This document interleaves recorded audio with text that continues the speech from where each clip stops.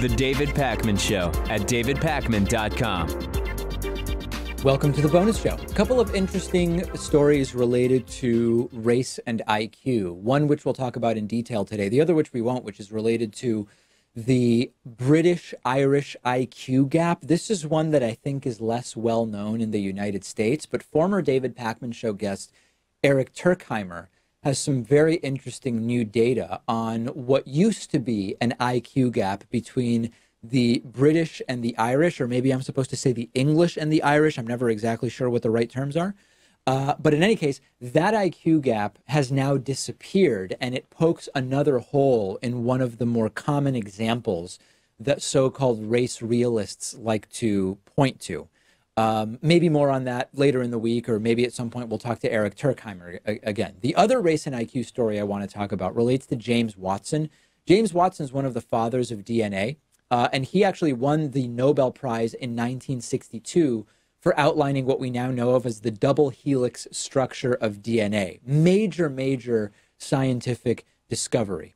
He previously had stated some views about race and IQ, about African people being inherently less intelligent than Europeans. Nothing surprising in terms of the content, but sort of interesting that one of the fathers of DNA held those views. Some time has gone by. There was the possibility that maybe he had revised those views, but no, because he is now 90 years old. He appears in a documentary on PBS called American Masters Decoding Watson, and he reveals there that his views about race and IQ, which are scientifically unsupported, have not changed at all in the last 12 years since he last publicly commented in 2007.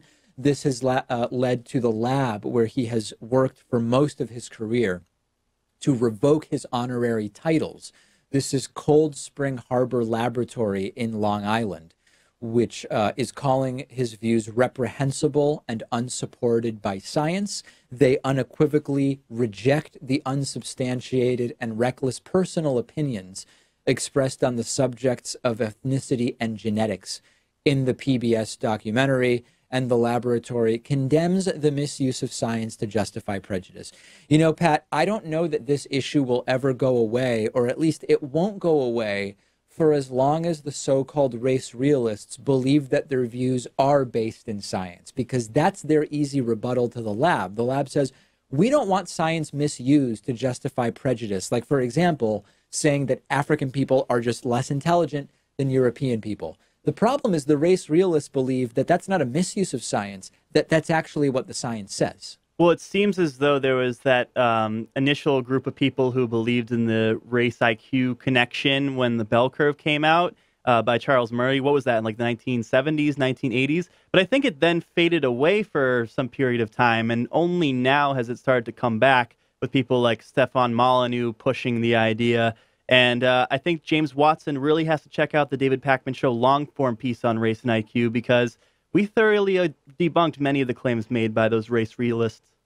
Yes, I think he absolutely should, although I'm not sure that he will. And this is a topic, I'm quite frankly, I'm bored with this topic now, because it's been floating around for a while. It experienced a resurgence in connection to the sort of mobilized alt-right around Donald Trump, and there's been a lot of stuff in the red-pilled online communities about this issue, but it's sort of like, okay, so you still believe it, fine. Many people are telling themselves that these inherent IQ disparities are there partially to make themselves feel better about themselves, which is very, very sad. Others are doing it because they believe that they are sort of following some higher empirical calling of sorts. And in the end, it's just gotten quite boring. Like, are you beyond it, Pat? Because I'm just feeling like we already have addressed this issue.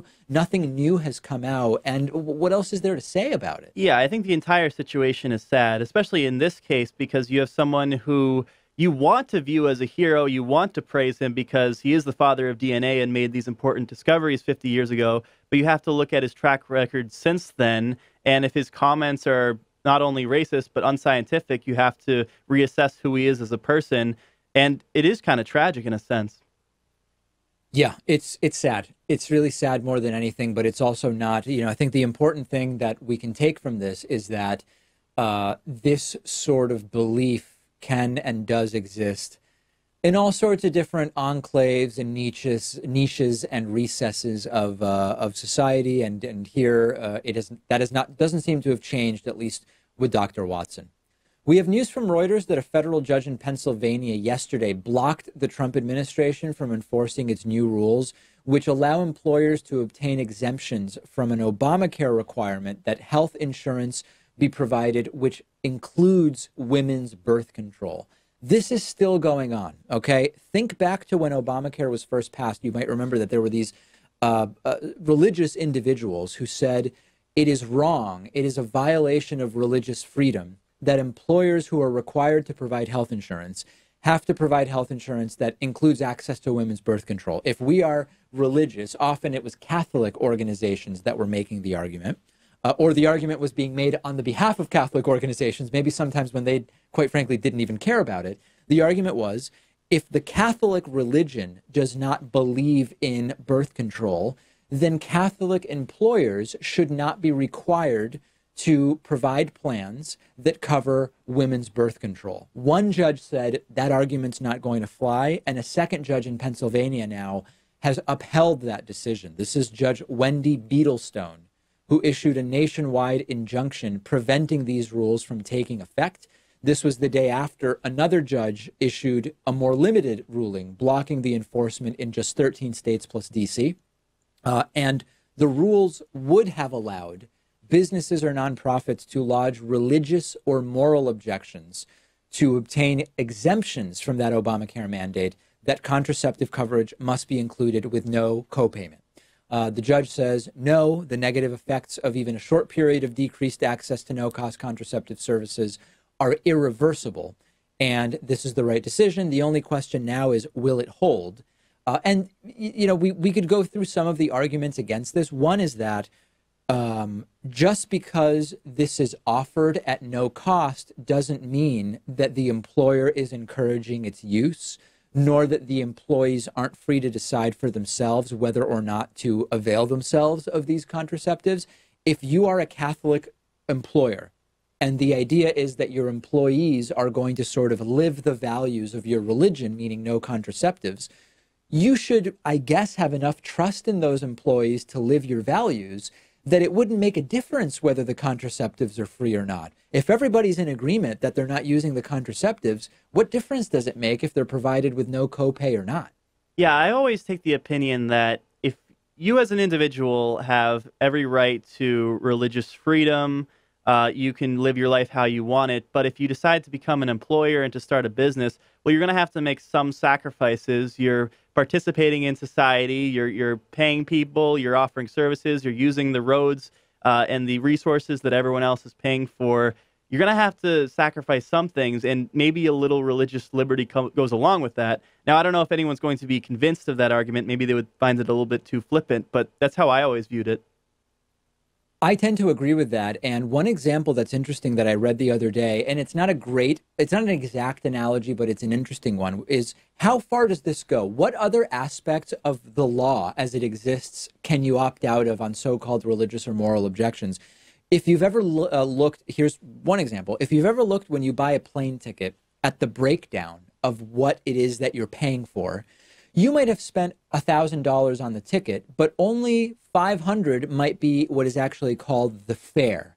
And the other $500 or several $100s could be made up of all sorts of different things. 9/11 security tax, fuel surcharges, different security fees. Different countries have airport fees and all sorts of different stuff. There's no question that at some point there might be one of those line items which someone could have a moral or religious objection to. Are you able to lobby to be exempted from paying just that line item as part of your ticket on the basis of a moral or religious objection? I don't think so. And I understand that it's not an exact analogy, but it's this idea of how far does the opt-out mentality go when it comes to this stuff. And as Pat is pointing out, and as has been pointed out many times before, there are many ways in which no one's religious liberty is being violated, by having to have a for-profit insurance plan from some third-party insurer offered to your employees, which offers contraceptives with no copay. You can still live your values and espouse them, and no one's religious freedom is being violated, even if the healthcare plans that you provide include that. This was the right decision by the judge, and hopefully it will be upheld. Certainly, it's going to be appealed. Another case that's much earlier on in the process is a lawsuit by Donald Trump mistress Stormy Daniels against the Columbus, Ohio Police Department. This dates back to, you might remember, she was arrested by Columbus, Ohio police last year while working at a strip club in the city of Columbus. It all was extraordinarily odd, and over time, communications between police officers were revealed, and a bunch of other information came to light, which suggested that this was not some happenstance. Police showed up that night and they saw Stormy Daniels behaving inappropriately. This appeared to be a coordinated and possibly politically motivated sting operation targeting not the club, not people behaving inappropriately in it, but specifically Stormy Daniels. She is now suing the Columbus Police Department, alleging exactly that, saying that her civil rights were violated during that arrest. We've seen many of these cases attempted before. They sometimes work, they sometimes don't. Based on what we know about the case, Pat, and our coverage of that arrest and the emails that were uncovered, which appeared to be specifically planning to go there and arrest Stormy Daniels, she may actually have a strong case here. I think so, too. And also the pro-Trump propaganda on some of the police officers' Facebook pages, that's going to play into her favor as well. I thought the story was just completely absurd, and it sounded like entrapment to me. What Stormy Daniels, as a performer at the strip club, did was she would put her breasts into the faces of some of the clients, and then the cops got their turn, got that service, and then later on decided to arrest her. Like, that sounds like something out of a South Park episode. That can't be the common practice. That's not how you go about doing those things. Well, I've never seen a complete South Park episode, so I couldn't really comment on that. I really can't stand that show, but that's not what we're talking about today. And yes, there's a lot of things about this arrest and the entire operation that sound odd, and I'm glad that there's at least the possibility now of figuring out exactly what happened and if Stormy Daniels is entitled to any compensation here. And for everybody saying this is a frivolous lawsuit which should be thrown out, well, we have a mechanism for that. If it is indeed a frivolous lawsuit, it is going to be stopped by a court, and it won't go any further. We'll see ultimately what happens. That does it for today. Send in your bonus show story suggestions by using the contact form at davidpakman.com.